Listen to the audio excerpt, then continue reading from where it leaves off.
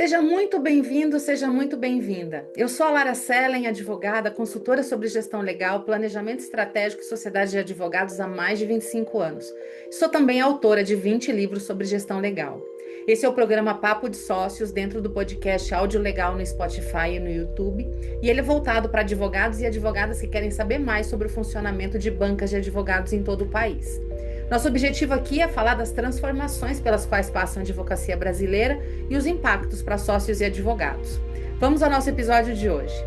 Hoje eu tenho a honra de conversar com Marcos Leandro Pereira. Ele é conselheiro, advogado e mentor.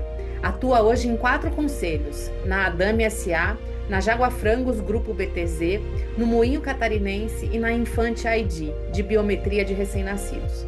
Ele é sócio fundador da Pereira da Boa Advogados e da Criterium Governança e Sucessão, e é um dos coordenadores do IBGC, capítulo Paraná, 2025 a 27. Ele atuou 5 anos como mentor da Endeavor e acumula uma experiência de 19 conselhos em sua carreira, tanto consultivos como de administração. Eu já quero agradecer a presença dele aqui no nosso podcast e estou ansiosa para saber a visão que ele tem sobre a advocacia, a Pereira da Boa Advogados, da Criterium Governança e Sucessão e o futuro da sociedade de advogados.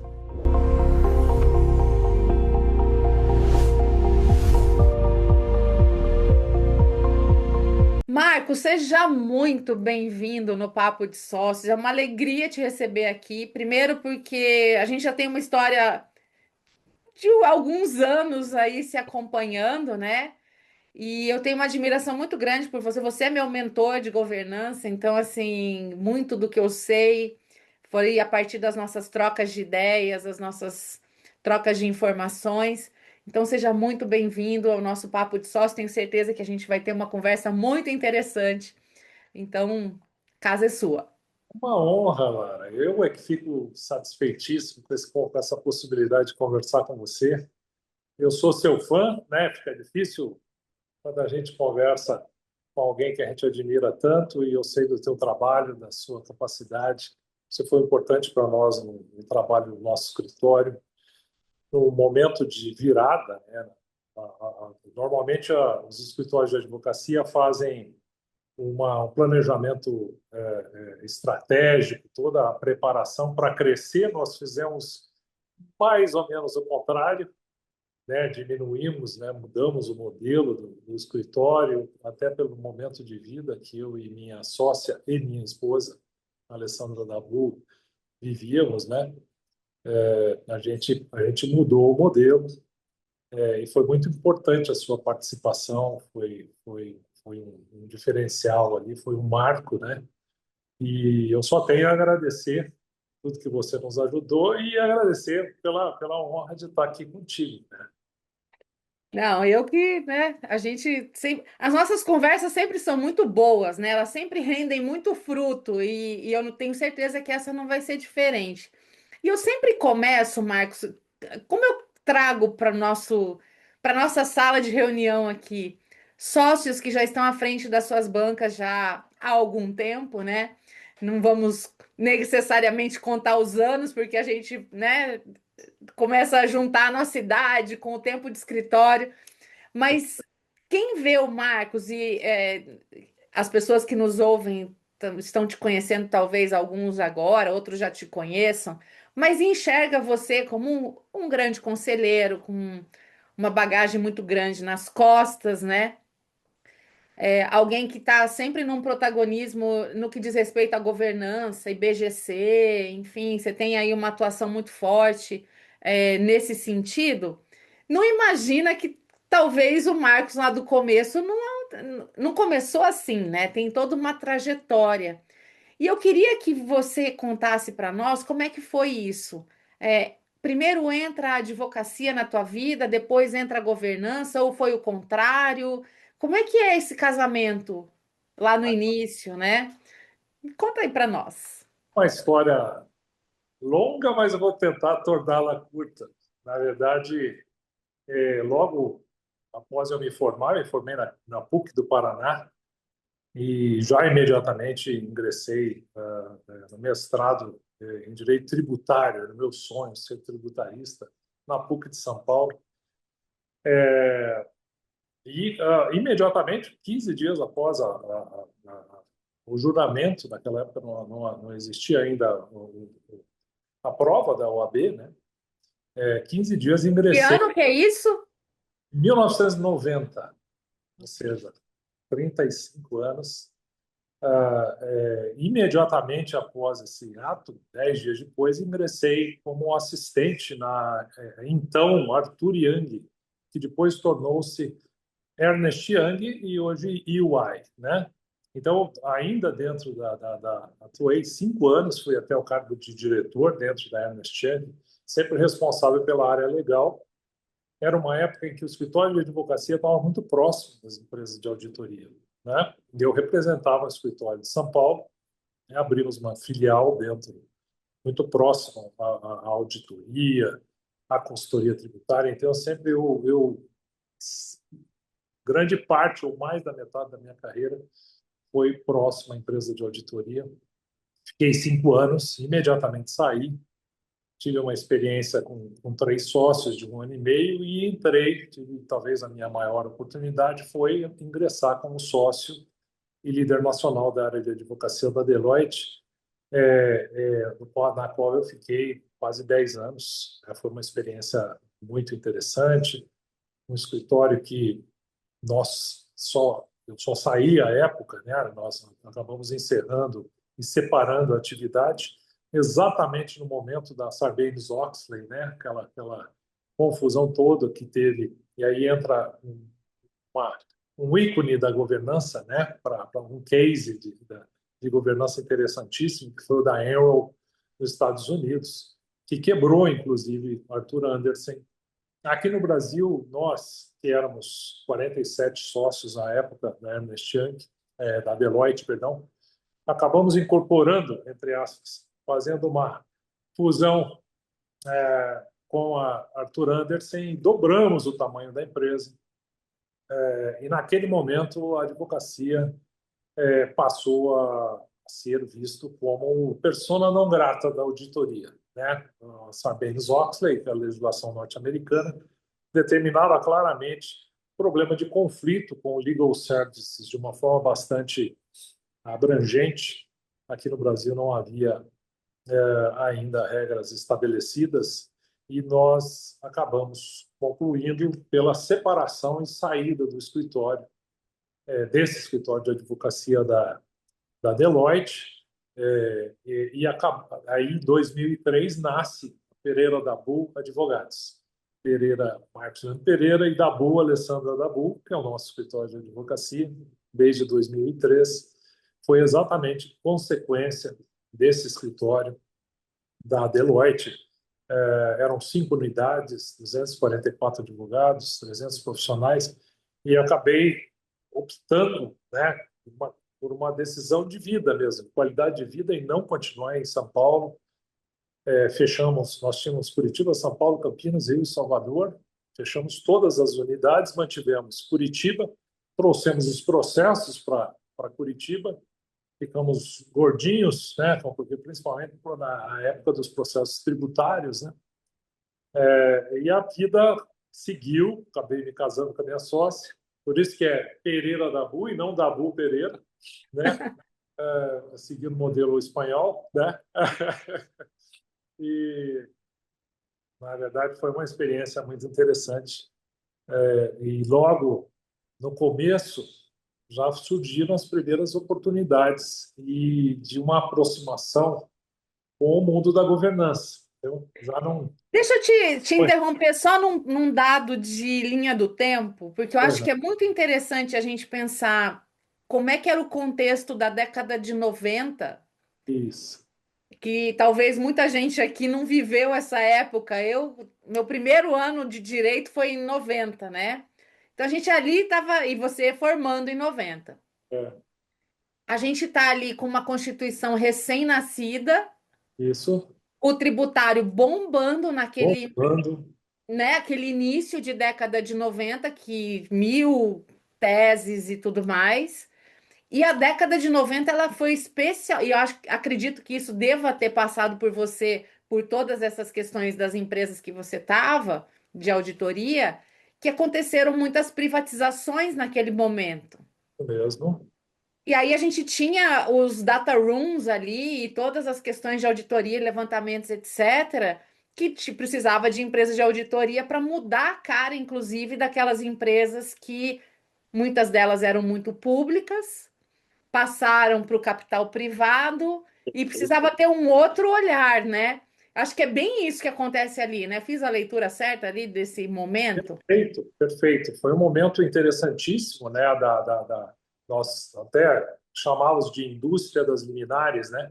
Foi um período de ouro do ponto de vista da advocacia, do processo, da venda, né? Nós tínhamos era um modelo de commodities, né? Nós vivíamos na estrada desenvolvendo e vendendo teses, né? Para a advocacia não eram tantos escritórios de advocacia, isso e daí o motivo pelo qual nós crescimos muito rapidamente, abrimos filiais assim, em processo de expansão realmente agressivo.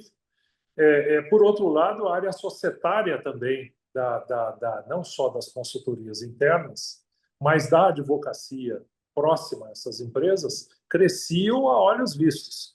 Ou seja, exatamente em razão de um momento em que essas negociações, eu participei de algumas delas, né, como suporte, eu era o único sócio advogado da empresa à época, em operações um pouco mais estruturadas, quando entrava a parte societária, eles convocavam a parte jurídica para dar suporte. Então, a tua leitura é perfeita. Foi uma época de ouro para essa área tributária e societária, né? Mas, E obviamente, estava sendo tudo escrito, né? Estava sendo tudo definido, não tinha nada, né? isso. Então, tinha leis complementares, todas as demais, os demais desdobramentos legais e tudo ainda a ser discutido, muitas questões em análise de natureza constitucional, muita coisa ainda em discussão em relação a conflitos de leis federais, né, que eram conflitantes, enfim, interpretações. Isso tudo gerava e gerou esse mercado promissor à época, né?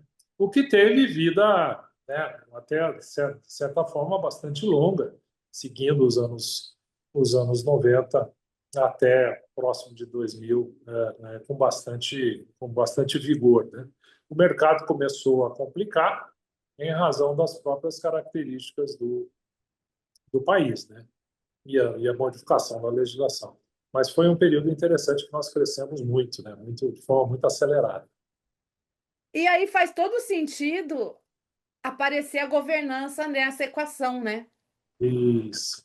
Quando já, por ocasião como eu era o único sócio, contando um pouquinho da história ainda dentro da Deloitte, como eu era o único sócio advogado, eu tive a oportunidade de participar em muitas reuniões de conselho. E eu observei muitas anomalias, né? Um modelo padronizado de reuniões que mais pareciam reuniões de executivos, né? Reuniões do dia a dia, todas elas com a máscara do conselho de administração, votos de cabresto, ou seja, decisões que já estavam tomadas nos bastidores e que os conselheiros se reuniam e acabavam tomando decisões e formalizando as decisões que já não sabe, do topo já estava decidido e todo mundo engolia o sapo e era assim, era um modelo em que figuras, inclusive políticos, eram convidados, amigos do majoritário, do controlador, eram convidados para participar desses conselhos. Outros colegas, tem uma região próxima da gente aqui, em que amigos se revezavam, um participava no conselho do outro, sem grande preocupação com a questão efetiva da governança, com a questão efetiva, as responsabilidades, a responsabilização dos nossos principais, né, princípios, que agora é um princípio da governança, né, da responsabilização. Até então, a questão do monitoramento não era tão relevante, não era tido como relevante. Então, essa evolução ela realmente se intensifica a partir de 2000, né? E eu tive a primeira oportunidade, logo em seguida, aí já dentro da período da Bull, com um convite para participar como mentor da Endeavor. Tive a oportunidade, que é uma entidade que cuida e que incentiva o desenvolvimento de startups. Eu tive a oportunidade de ser mentor da área societária durante 7 anos e participei de alguns conselhos, né? Ainda de forma muito incipiente. Então foi a minha primeira experiência ainda fazendo tudo errado, não me preparava. Então eu gosto inclusive de reconhecer as falhas para poder, sabe, de certa forma transmitir, se é que a gente consegue, né, transmitir um conhecimento e que a gente aprende muito com os erros, né? Então, essa minha doação de tempo, e realmente eu me fazia aquilo com muito gosto, tive oportunidades de participar aí no início de grandes empresas regionais, inclusive de unicórnio, que passou nas primeiras reuniões de montagem da primeira estrutura, reuniões aqui dentro do escritório, né? Então, foi uma experiência muito significativa. E a partir dali, desta experiência, eu comecei a me aproximar e entender a lógica da governança, né? O benefício que ela pode gerar, não só no mundo dos negócios, mas na vida das pessoas. Já que eu também trabalhava no societário, no planejamento societário, eu acabei fazendo um mix, o que faz todo sentido. Hoje nós sabemos que é assim mesmo que funciona, mas à época eram coisas separadas, né? O mercado ele vem se amadurecendo nessas últimas décadas, né? Porque é isso que você falou. A cultura das empresas até um determinado ponto, quando você não tem regulação, não tem listagem em bolsa de valores e exigências que vão acabar acontecendo, né? Então, se a cultura não acontece pelo amor, ela vai acontecer pela dor. Então, se você quer participar, de um determinado ambiente, que é o caso da Bolsa de Valores de São Paulo, algo do gênero, até fora, depois de N escândalos, né? Enron foi um, e tem vários que serviram de exemplo aí para falar: olha, a gente não pode ir por aqui, tem que ir por ali, para garantir direitos, deveres e, enfim, e uma transparência, e os princípios da governança e tudo aquilo que a gente sabe que muito é teórico para muitas, mas tem que vir para a prática, e esse é um processo, né? Eu sou fascinada por esse assunto, a gente já conversou muito sobre isso, porque de fato é você olhar uma empresa com uma vida, né? Existe uma vida dentro dessa empresa que quanto mais ela cuidar dessa saúde, não só financeira, mas de tomada de decisões e, enfim, tudo aquilo mais condições a gente tem de levar essa empresa para as próximas gerações e tudo mais, né?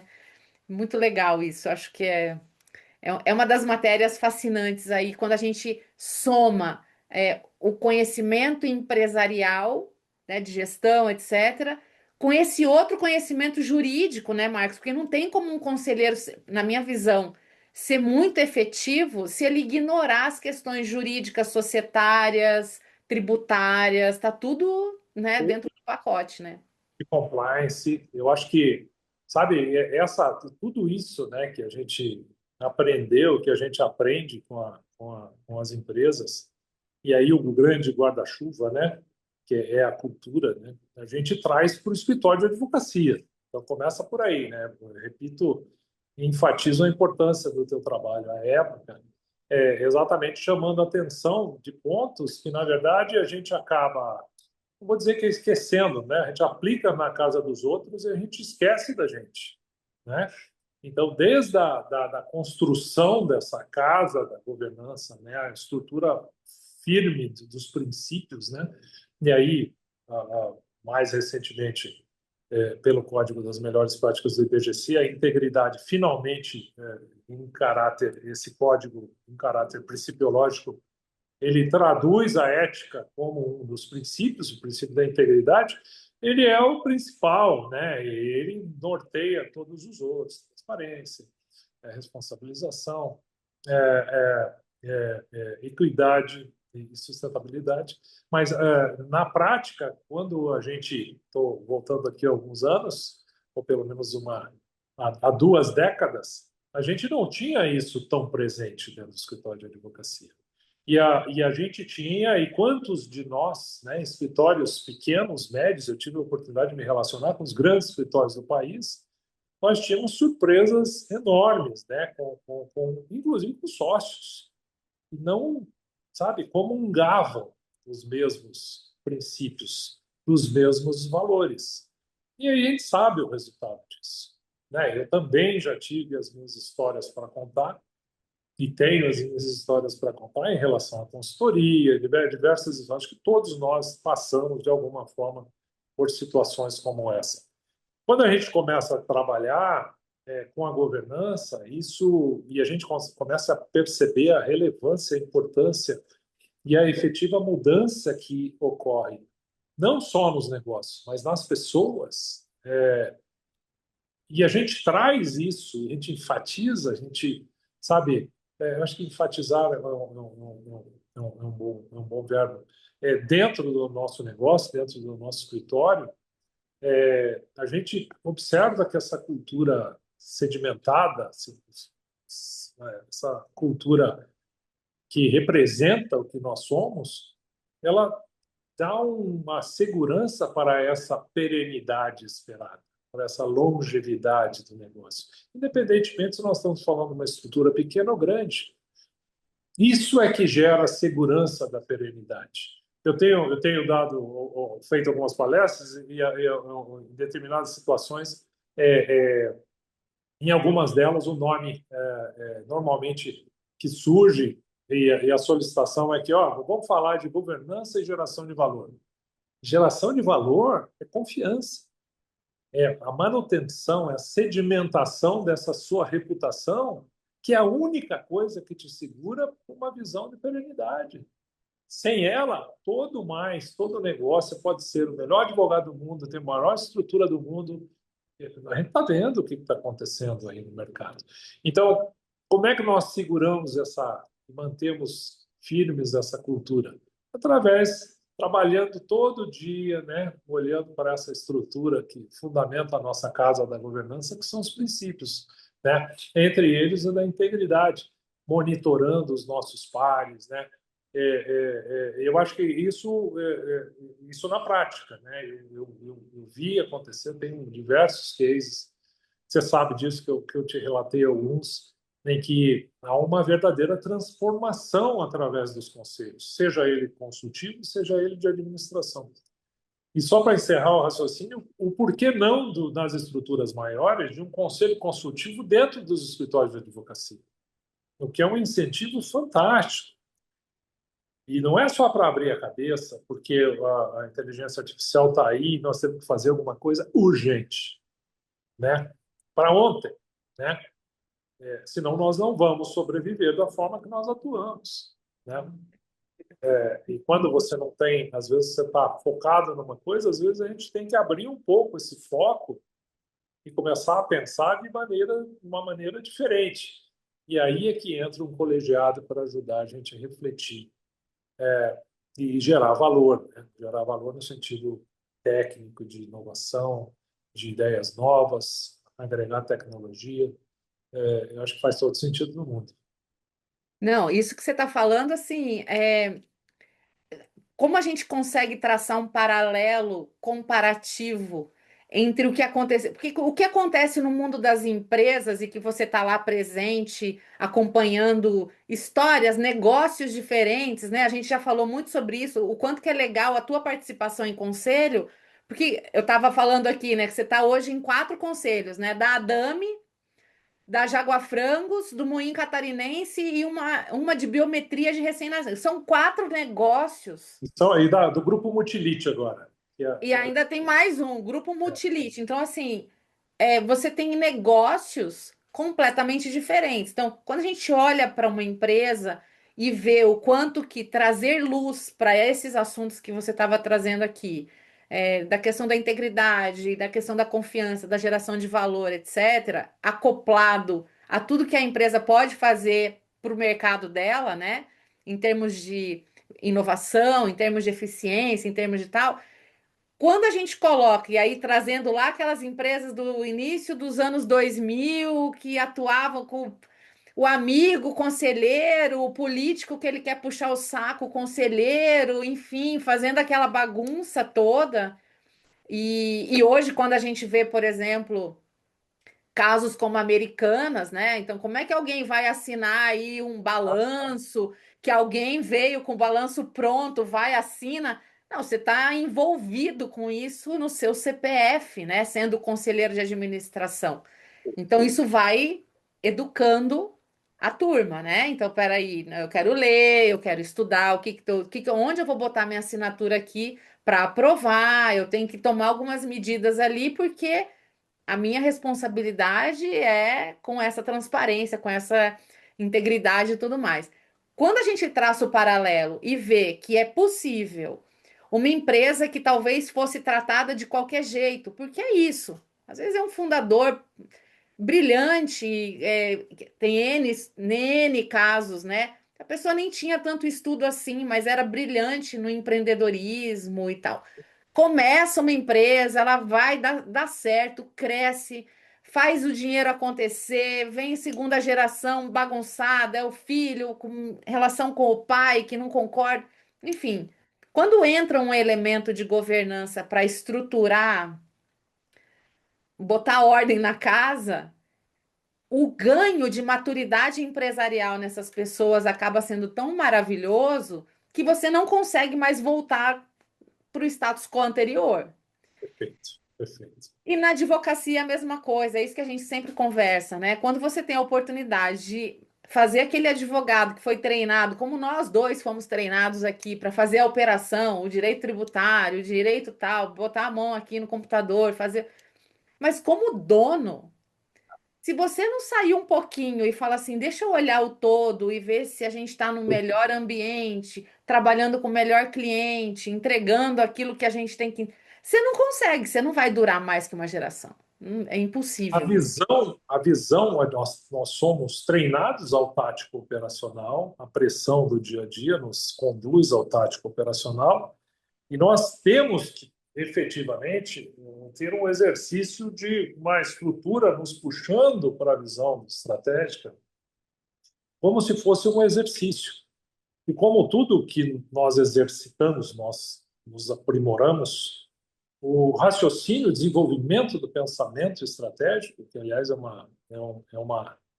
um dos meus capítulos, dos meus passos da minha metodologia dinâmica de administração, ela é exatamente pelo exercício, pelo hábito, pela repetição, a capacidade de você se distanciar da mesa, né, dar 5 passos atrás, a tua visão ela periférica, ela abre, você enxerga a mesa toda, né? Então eu tenho uma visão de tudo que está acontecendo, não só no meu escritório, não só no meu negócio, mas no mercado de uma forma geral. E hoje você veja que nós somos forçados a isso pelos acontecimentos geopolíticos. Antes nós tínhamos que fazer um esforço, hoje não. Hoje o pacote já vem pronto, com os tarifácios e tudo que acaba via direta nos afetando. Afeta um cliente nosso, nos afeta como prestador de serviço.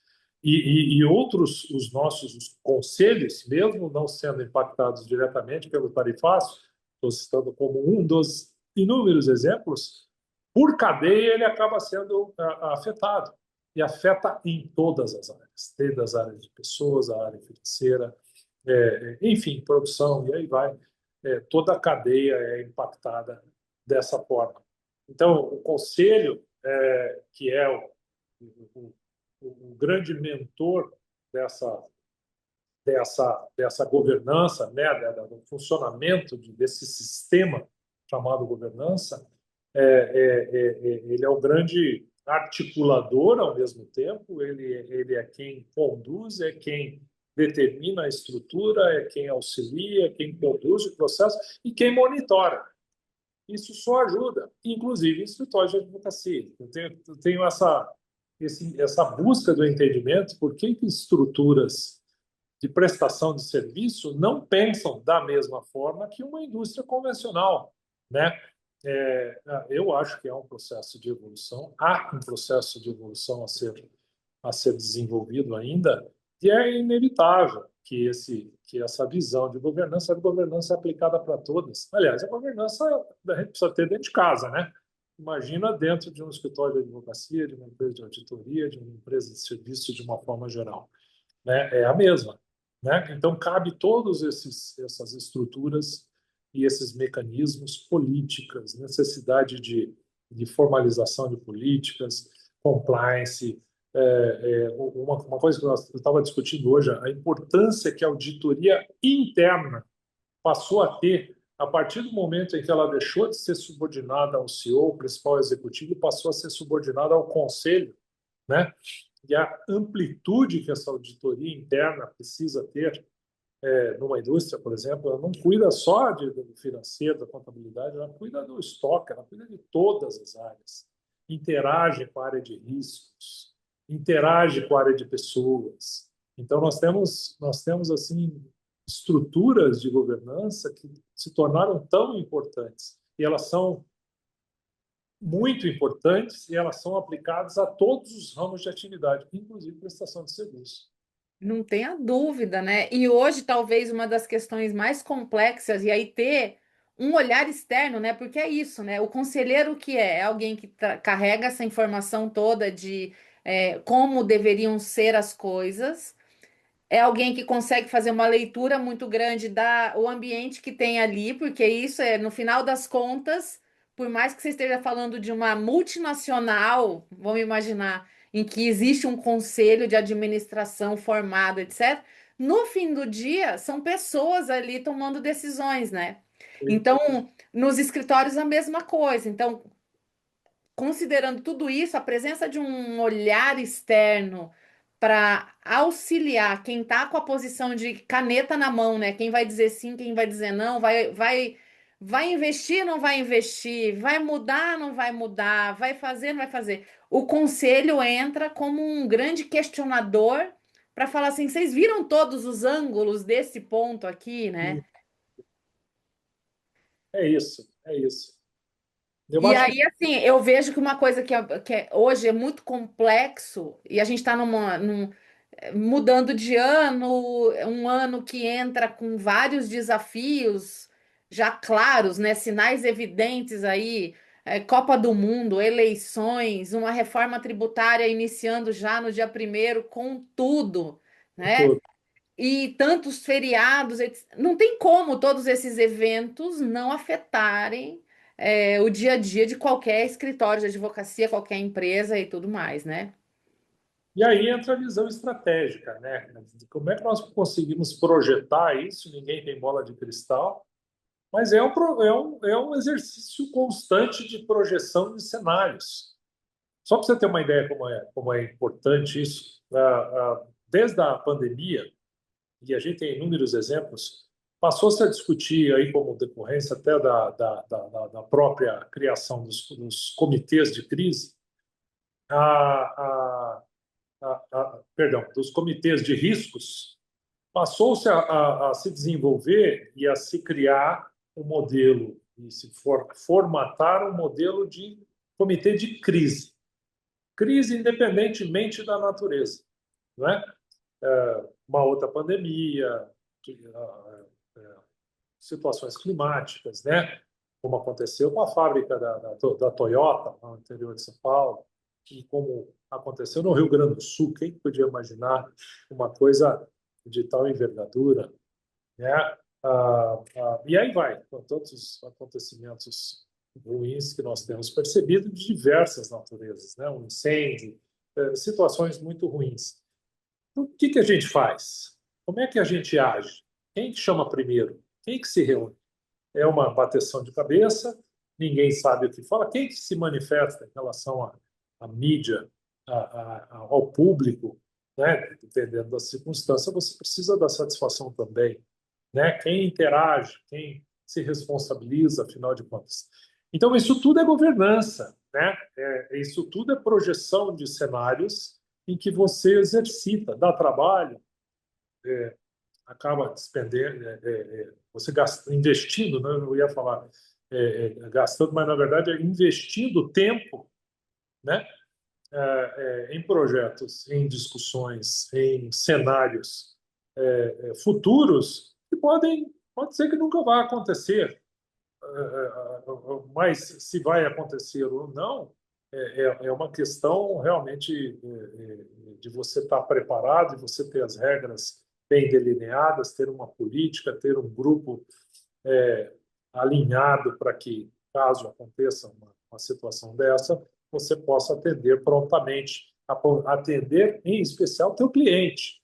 Você pode parar, né? Nós temos aí a questão da cibersegurança, né? Cybersecurity é uma das principais pautas, principalmente nos escritórios de advocacia de grande porte. Meu Deus, a quantidade quando vai trabalhar e vai discutir orçamento na parte de investimento para a proteção, é fundamental, porque se for invadido, você sabe o que acontece, né? Bom, resumo da ópera.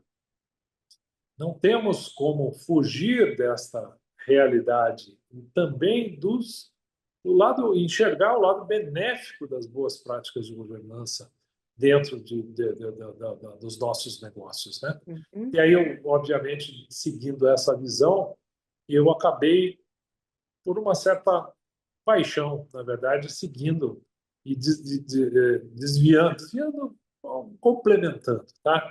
Uhum. Sei que eu abandonei a advocacia, que não é verdade. Eu ainda estou atuando na área societária, ainda em alguns M&As, mas muito forte em acordos de sócios e muito atuante na formação de conselhos e na melhoria de performance de conselho. E quando entra, principalmente na parte da opinião jurídica, a gente auxilia muito, porque a gente tem uma visão crítica. Empresas que têm M&A, eu tive uma oportunidade de uma grande empresa, participei durante 3 anos, e eu vou te falar passar uma informação que é pública, fiquei 3 anos no conselho da Meldente, quando a Straumann comprou 49%, foi aberto o conselho naquele momento, e 3 anos depois eles compraram 100% da empresa, retirando os dois donos brasileiros. Eu fui o conselheiro que ficou, conselheiro indicado pelos brasileiros, nesses 3 anos do Conselho de Administração, com o CEO, o CFO da Straumann da Suíça. Foi uma experiência maravilhosa trabalhar numa empresa tipicamente brasileira, limitada, dois donos, que o sócio era o dono da caneta. Do dia para a noite, transforma em SA, abre-se institui-se um conselho de administração e esse conselho passou a funcionar com a cabeça de um conselho de uma empresa internacional de capital aberto. Quer dizer, foi um choque de realidade e de governança em que você vê, cara, em 3 anos, como é que o advogado pode ajudar? Eu ajudei a fazer o M&A por dentro, né, assessorando os meus. Eu estava na posição de conselheiro indicado, um dos modelos cabíveis do conselheiro, atuando e assessorando esses dois conselheiros. Então, você veja que o mix do direito com a governança é uma coisa só. Hoje deixou de ser uma áreas, serviços separados, né? Hoje eles se complementam, né? E é isso que eu realmente gosto de fazer, viu, Lara? Não, dá para ver assim o quanto você é apaixonado, né? E aí aquilo, né? Quem existe hoje, né? O Marcos apaixonado por empresas e toda essa vida que está em torno disso, ou o Marcos advogado? Eu aposto que o Marcos apaixonado pela vida das empresas, usando os conhecimentos jurídicos, ganha essa batalha, né? Deus. E aí, assim, uma coisa que às vezes clientes meus, advogados que estão aí atuando no direito empresarial, mas já começando a entender que eles poderiam exercitar um papel maior dentro de trazendo o conhecimento jurídico e esse conhecimento que ele é humano, ele é das regras, né, das melhores práticas de governança, que envolve uma série de questões. O que que você diria para essa pessoa, Marcos? Assim, o que que ele precisa estudar? O que que ele precisa fazer se ele ambicionar um dia atuar como conselheiro, seja conselheiro consultivo ou como de administração? Acho que existe uma jornada aí. Eu acho que o início é como um conselheiro consultivo e depois as coisas podem migrar para um conselheiro de administração, porque aí as regras são mais fortes, né? O que que você diria para alguém que deseja isso? Eu vejo como hoje, né, depois que quando eu comecei isso há 17 anos, foi a minha primeira experiência, eu estou no 19º conselho. Então, assim, eu não estou enfatizando para me enaltecer. É para dizer que quando eu comecei, eu não tinha essa pretensão realmente de um dia me tornar um conselheiro profissional. Até não fazia muito sentido eu deixar de ter um escritório lucrativo que gerava muito mais riqueza e atuar como ganhando um valor mensal, sabe, atuando bem menos, com uma dedicação menor, de horas ou de poucos dias para cada conselho destes que eu participo. Mas, na verdade, o que acontece, e aí foi a minha surpresa, que com o passar do tempo, você percebe que é uma sequência natural. Você vai adquirindo conhecimento, você vai adquirindo experiência. Você falou a palavra-chave de maturidade. Conforme você vai criando maturidade e sabe, sendo de certa forma até respeitado pelo cliente, pelo mercado, essa possibilidade, essas portas para que você possa colaborar dentro da tua experiência, dentro da tua especialidade, elas se potencializam. O conselho é um processo natural. Então, o início é sempre se dedicando, normalmente sem remuneração, associações, enfim, sem vínculos, sem empresas, sem fins lucrativos, enfim. Começa devagar, começa pequeno, adquirindo essa experiência. E talvez a diferença, para mim, né, pessoal, foi que na geração de satisfação pessoal, eu acabei enxergando nessa mudança de atuação uma razão de trabalhar, sabe? Assim, com muito mais do que efetivamente eu afirmo para você. Não vejo só modificação de negócio, eu vejo modificação de vidas. Basicamente, pelo fato de trabalhar em empresas familiares, eu auxilio nos bastidores, né? Então, a gente tem esse poder de articulação. Eu uso a expressão articulação política, política no melhor sentido da palavra, e Uhum. você conseguir compor as coisas típicas de advogado societarista que já fez composições e negociações, evitando brigas de sócio e tal. Então, tudo aquilo que eu fazia na advocacia, eu consigo fazer agora, né? Sem, não conseguiam finalizar. Como é que aí vem a pergunta? É função do conselheiro? Não é. Mas por que não, se eu posso ajudar? Né? Uhum. Não é, tipicamente, não é uma função do conselheiro. Mas se eu posso ajudar na medida que as partes, os sócios confiam em mim, eu faço uma amarração e verifico que esses pontos eram pontos, na verdade, menores, que tinham sido interrompidos, que não evoluíram por determinado momento, e o tempo passou, e daqui a pouco, quando se viu, que esse passado tanto tempo. Então, a gente começa a perceber que a gente tem uma importância muito maior do que a análise de balanço, análise da área financeira, essa parte empresarial toda. E isso me gera muita satisfação.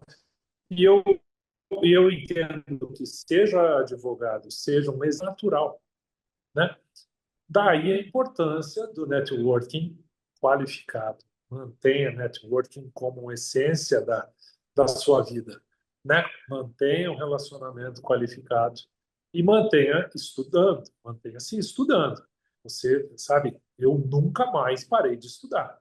E eu já estudei desde finanças para não financistas, contabilidade para não contadores, área de riscos, área de auditoria, área de, mesmo sabendo e conhecendo algumas áreas, curso de tudo, curso de conselheiro, curso avançado de conselheiro do IBGC, curso avançado de conselheiro do Celint, dei aula para a Gol, não me interessa qual escola seja, todas são ótimas, todas Uhum. colaboram, todas geram conhecimento, não tenho essa coisa eu sou um dos coordenadores do IBGC do Paraná, só nós prestamos. Para com isso. Dia de disseminar o conhecimento e a aplicação da boa governança. E Quando se uma outra aplica uma coisa que eu governança, vejo você... perdão, e uma Não, coisa que eu segue, vejo segue. assim é que além de todo esse arcabouço, né, de conteúdo que muda o tempo todo, legislação tributária muda, a legislação da própria governança muda, a evolução é muito rápida. Ainda tem todo o conhecimento que você tem que se dedicar ao tipo de negócio da empresa do qual você é conselheiro, né? Então, quando você pega lá, imagino Exatamente. eu, né? Você está falando lá de uma empresa de biometria de recém-nascidos. O que que você entende de Sim. biometria de recém-nascidos? Como conselheiro, você vai ter que entender. Senão você não vai ser A Infante efetivo. ID, a Infante ID, eu acho que é um dos projetos mais lindos, né? Porque o propósito dela, a existência dela, o objetivo dela, né? O produto dela é o propósito em si, que é a biometria de bebê recém-nascido. Eu estava na Neodente e eu, de conselho, eu comecei a entender o nome dos, dos, dos elementos e dos produtos de odontologia, né? E assim vai, você leva um ano inteiro para entender a lógica. Agora estou num outro que é de fibrocimento. Então, então lembra do passo um lá da metodologia, né? Conhecendo a empresa. É fundamental você conhecer o chão de fábrica, né? Seja, mesmo que seja uma amostra de um conglomerado ou de uma indústria, você conhecer esse produto, entender, e aí você vai evoluindo isso, esse conhecimento da empresa. Agora, é muito interessante. Isso pode acontecer numa prestação de serviço também, Sem né? dúvida. Você não é só porque tá focado em uma área física, em um escritório, que você não tem peculiaridades que você precisa rodar e entender a dinâmica. Entender a dinâmica do negócio e entender a dinâmica da governança, de como ela se opera, faz todo, sabe, resultado, né? E valor. Eu tô ouvindo você falar aqui e quando você falou lá atrás, né, que hoje é muito mais comum pós-pandemia a gente ter comitês de gestão de risco, barra gestão de crise, mesmo que elas ainda não ocorram, mas a gente tem experiências muito próximas aqui. Eu estava lembrando que eu tenho uma amiga que ela foi gestora de um escritório de advocacia multinacional nos Estados Unidos. E o papel dela nos últimos anos da carreira dela, está aposentada hoje, mas nos últimos anos ela era responsável pela continuidade do negócio. Então, esse era o grande Olha objetivo do só, papel dela ali. E como eles eram multinacionais, né? Então tinha unidade do escritório em todas as grandes capitais do mundo, né? E ela falou que um dos desafios maiores dela era poder fazer uma antecipação de um problema, porque tinha uma unidade no Japão, e o Japão propenso a tsunamis, a etc. Eles já tinham passado por um perrengue num tempo atrás, quando deu alguma coisa lá, e o papel dela era exatamente esse. E quando eu começo a ouvir você e lembrar dela nessa questão da continuidade do negócio, me vem esse insight assim: o que é o conselheiro se não alguém responsável pela continuidade do negócio? E aí a continuidade em todos os aspectos, né? Jurídicos, operacionais, E, societários. E aí vem essa coisa assim, não, se eu posso fazer a mediação entre dois sócios que estão ali se pegando por alguma razão, em prol da continuidade do negócio, eu vou usar todo o meu conhecimento, capacidade, habilidade, etc., para fazer essas pessoas não brigarem, porque se brigarem, pode ser que eu não continue o negócio. Então me veio esse é insight, assim, eu achei isso. que tinha a ver. É isso. Ilha, ela é a estratégia, ela passa por todas as áreas, né? Não só a continuidade do negócio em si, do objeto, né? Aí quando a gente comenta isso, a gente abre o conceito lá do desenvolvimento do pensamento estratégico e segue para a visão do planejamento estratégico, uma visão de médio e longo prazo. Essa visão de, de, de da inspiração, inicialmente, antes da preparação do planejamento, ela passa por uma discussão de sucessão de forma inevitável, inexorável. Nós temos que pensar nisso, nós temos que pensar na sobrevivência, e não estou falando só pela idade dos sócios, né? Então, o processo, eu já tenho estruturado hoje uma ideia de como é que eu gostaria que funcionasse o processo de sucessão, e não vai demorar muito tempo, né? Como é que eu gostaria que o escritório, que o negócio fosse, e vai ser em duas etapas, né? Eu me vejo auxiliando como um chairman, né? Um membro, presidente do conselho, observando, monitorando o processo, independentemente se a minha estrutura é pequena, independentemente se a minha estrutura é pequena ou não, né? Ou seja, a visão estratégica, a visão de longo prazo, a operacionalização disso, o grupo sucessor, os líderes que estão há bastante tempo vão tocar o negócio e eu fico numa posição de olhar esse futuro e, junto com o colegiado, tentar estruturá-lo para que ele sobreviva numa visão sustentável, né, e perene. Então, eu acho que isso é muito interessante, né? Muito bacana você citar um exemplo desse, é a visão da grande empresa. E repito, nós tendemos a pensar que o escritório de advocacia e que as empresas de prestação de serviço, de uma forma geral, elas funcionam de uma forma diferenciada da indústria em geral. É o mesmo raciocínio quando nós estamos discutindo governança. É a mesma aplicação. Por isso que nós temos que incentivar esse tipo de trabalho que você faz. Eu sou não só fã, como eu já me declarei, mas eu sou um incentivador, porque ele muda a história das Completamente. pessoas e a história do negócio, porque eu começo a trabalhar com premissas longevas, né? Eu tenho que jogar isso e projetar esses cenários, como é que eu vou funcionar daqui a 10 anos, né? Não, e é um ato de inteligência fazer isso num tempo hábil, né? Quando tá todo mundo com a cabeça boa, ainda não estamos velhinhos lá para com vários medos, né? Porque é isso, você discutir com alguém com 80 anos o É, futuro, a finitude já está tão mais próxima dessa pessoa que tem outros elementos dentro do processo de decisão que muitas vezes vai atrapalhar uma e é tarde demais, né? Então a gente tem que puxar isso para um pouco mais cedo, é um ato de inteligência. Aqui a gente está falando de, e não tem como não tocar nesse assunto. Se a gente tem a condição de planejar e se o planejamento vai sair do jeito que a gente quer, é uma coisa.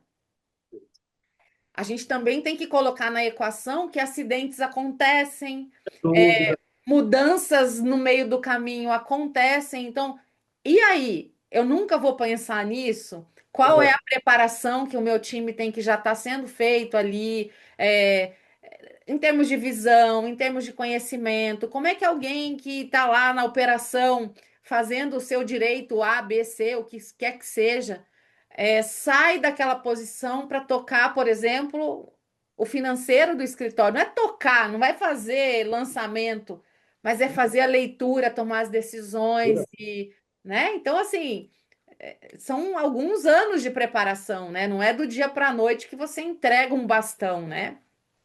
É isso mesmo. Então, eu acho que essa é a visão que eu acho que tem que ficar sedimentada, sabe? A governança, ela é aplicada a todos nós. A governança é aplicada em casa, né? Quando você traz de casa, você traz firme para dentro do teu negócio. E a base dessa casa são os princípios. Eles persistem de uma forma, eles devem persistir de uma forma, sabe, uma supervisão quase diária, né? Nós precisamos manter essa cultura muito forte e ficarmos muito atentos a isso. Nós não podemos relaxar, ainda mais no mundo tão dinâmico, com tanta informação, com uma velocidade, principalmente, de informações que estão deixando todo mundo meio, sabe, desequilibrado. O que vem pela frente, né? Há um processo realmente de insegurança no ar. Isso. Isso é uma realidade, você concorda? Né? Não há que Não, se... não só concordo, como a gente hoje, e aí só puxando um gancho já para a gente já ir para o final, senão assim a gente vai ficar 3 horas conversando e você tem coisas Ótimo, para fazer, tá mas é ótimo. tão boa a nossa conversa que passa igual, né, numa velocidade da luz. É, a gente tem que começar a pensar em futuro sem ter todas as informações na mão. E talvez isso que gere essa sensação de insegurança, né? Qual vai ser a tecnologia do ano que vem? O que vem, né, de mudança na minha advocacia? O que vem de substituição de serviço jurídico? O que vai acontecer? Será que as empresas estão investindo pesado em tecnologia que vai fazer os advogados serem dispensáveis em algumas matérias, né? Então, são muitos pontos de interrogação. E aí eu Muitos. quero puxar para você assim, qual seria a medida, não sei se certa, mas o que a gente tem que começar a fazer para tentar enxergar um pouquinho além da própria agenda, né? Não é só Sim. a minha agenda, mas já começar a olhar para 2030, até mais um pouquinho, como que eu tenho que começar a agir para vou pegar emprestado esse termo da continuidade dos negócios para o negócio continuar com a cara do ano, né? Não dá para ser um escritório datado em 2015. Esse escritório ele já vai ficando para trás. Eu tenho que ser um escritório com um olhar para frente. Como é que você vê isso? O que você poderia dar de orientação para nós? Eu acho que, assim, eu pego, sabe, pelo que eu estou fazendo e eu estou me doutrinando a um... Eu tenho o hábito, você sabe, de escrever quase que diariamente. E por ser um hábito, parou de doer. No começo era uma coisa muito difícil, era... Quando eu me vejo, se você me olha com o celular, eu estou escrevendo alguma coisa, eu puxei de uma matéria, daqui a pouco eu estou escrevendo. E eu criei um hábito de escrita. E agora, qual é o hábito que eu estou tentando? E aí, talvez o grande desafio seja a qualidade das fontes.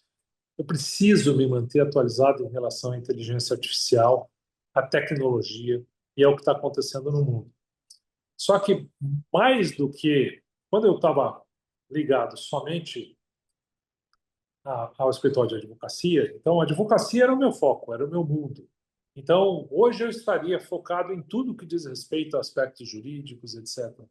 Né? Depois tive consultoria tributária, faria a mesma coisa dessa forma. Conforme eu fui evoluindo e atuando em outros mercados, em especial em conselhos, esse leque foi abrindo. A ação que está acontecendo com o mercado do frango, exportação de frango, né? Da madeira, o impacto da madeira, do papelão, e aí vai. Né? Para cá da fibrocimento agora, das telhas de fibrocimento. Como é que é esse mercado? Como é que ele evolui? Porque o tempo todo nós estamos sendo pressionados a mudanças. A bancarrota de um negócio hoje, ele, se no passado era um ciclo que você percebia aí para quem está mais próximo da gestão financeira, ele era perceptível com o aumento do endividamento, dificuldade de caixa, né? Caixa dívida de curto prazo, né? Impossibilidade de taxas benéficas, ou seja, o balanço ruim, e todo um processo negativo, chegava um momento em que você não tinha outra alternativa a não ser buscar uma recuperação judicial, enfim, ou a própria falência. Hoje não, o processo ele é muito rápido, né? O processo ele se acelera, ele se acelerou de uma forma, em determinados ramos, de uma forma muito, sabe, abrupta até, em que você já percebe sinais de deterioração do negócio. Quando você tem um conselho, esse conselho tem a obrigação de te assessorar que você jamais chegue numa posição dessa. Tem indicadores, desde indicadores de liquidez, mas isso é só um pedacinho de todo o processo de análise que tem que ser feito por um conselho, já que esse conselho é multidisciplinar, é muito experiente, teoricamente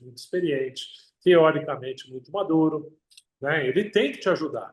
Então, nós somos obrigados, nós somos pressionados o tempo todo a trazer novidades. A dizer, olha, esse mercado de frango aqui, de exportação, os Estados Unidos estão fazendo isso. Pô, não estamos conseguindo vender mais para o Oriente Médio porque tem bloqueio disso, etc, etc. Bom, em resumo, é quase que uma obsessão essa busca pelo conhecimento e pela atualização dentro da área que você faz.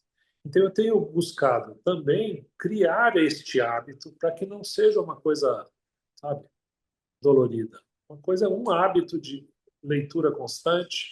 Estou fazendo um MBA de finanças, juntamente com um MBA de inteligência artificial, ao mesmo tempo. Termina um, começa o outro, para tentar me manter atualizado. Tenho assistido lives e entrevistas, enfim, publicações, lido publicações, o tempo todo buscando uma atualização e muita conversa com os colegas. Eu acho que o networking é fundamental. Conversar com quem entende, conversar com quem é do ramo. Às vezes, eles trazem coisas extremamente poderosas que vão nortear a mudança nos nossos caminhos, das nossas decisões. Tem uma frase muito boa, né, que é: esse sucesso que eu projeto no futuro depende da qualidade da decisão que eu tomo hoje. Então, se eu não estou preparado para essa decisão hoje, é difícil a gente projetar algo no futuro. Ah, eu quero ser isso, eu quero chegar a isso, eu quero faturar isso. Toma cuidado com esse processo decisório de hoje. Ele precisa ser fundamentado. Se eu estou sozinho nesse processo de decisão, eu tenho um potencial alto de uma probabilidade de erro, uma baixa probabilidade de acerto. Então, eu busco formas de me assessorar para que eu possa tomar uma decisão abalizada, um pouco mais aprofundada, para que eu possa garantir um pouco mais esse sucesso no futuro. Eu acho que esse é o caminho, não tem outro jeito, é estudar, Hein? estudar o tempo todo. E você trouxe a tua visão como conselheiro de quatro, cinco negócios diferentes, mas quando a gente olha para um escritório de advocacia que não atua em governança, vamos pegar um escritório que atua na advocacia, vamos por aí, a advocacia como é só advocacia. Quando você entende quais são os mercados dos teus clientes, você está fazendo exatamente esse mesmo processo. Então, eu atendo empresas de agronegócio, eu estou na advocacia do agro.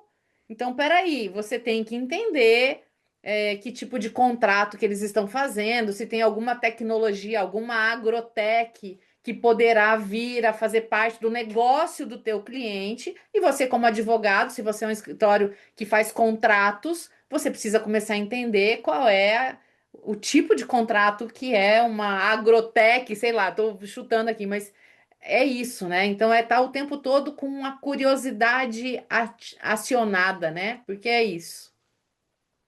o do da selva. A gente fica o estresse, aquele estresse de atenção, né? O Isso. tempo todo ligado, nós temos, principalmente na advocacia, nós temos advogados e escritórios de advocacia que não precisa dizer a quantidade, a gente tem que tomar, né, cuidado com isso, né? A gente tem que preservar essa alta qualidade para podermos nos diferenciar. Mas a gente realmente, falando como sócio, né, como fundador, eu acho que cabe a nós essa atenção, sabe, essa atitude Perfeito. proativa, sabe, tem muito de resiliência também, porque a gente leva uns escorregões na vida, mas tem que estar estudando o tempo todo, e não só direito, né? A gente tem que abrir Perfeito. o leque e a cabeça aí, porque o mundo mudou, né? Muito. É isso aí. Não tem outra saída, né? É buscar as informações, leitura de sinais, estar o tempo todo atento a isso para poder tomar decisões, né?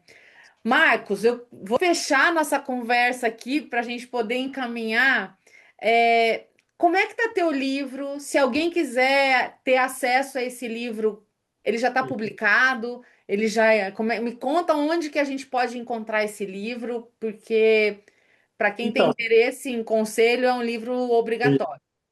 a dinâmica do conselho será publicado agora no começo do ano de 2026.